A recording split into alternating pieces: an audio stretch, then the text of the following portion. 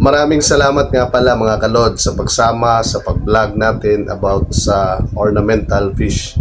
Ngayong araw na ito ay i-announce ko sa inyo kung ano ba yung panibago nating aabangan sa ating vlog. Siya nga pala mga kalods, matagal akong hindi nakapag-uploads gawa ng sobrang busy tayo sa ating mga buhay-buhay. At yun mga kalods, meron akong project kasi. So yun, okay na at nabigyan na din ako ng COA ng aking company before. So ngayon, sisimula tayo sa episode 1. Ano nga ba yung aabangan natin sa pag-vlog? Mag-vlog tayo tungkol sa sasakyan at syempre tungkol sa financing and real estate. Yun, sana samahan nyo ako mga kalods sa ating panibagong content sa vlog natin. And nagpapasalamat nga pala ako sa lahat ng mga solid supporters natin ng mga kalods na walang sawang sumusuporta sa mga videos natin.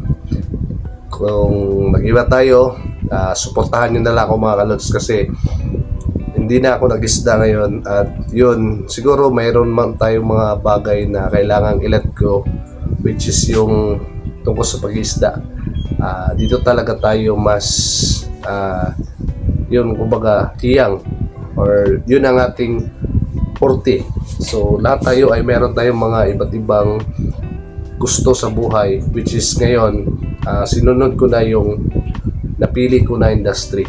Yun, sana ay kayo din makapili kayo ng mga content na gusto ninyo or yung mga gusto talaga nyo sa buhay. But don't forget to like, share, subscribe sa lahat ng mga bago pa sa ating YouTube channel. At abangan natin ang mga vlogs ko na ilalabas. Alright, maraming salamat mga kalods.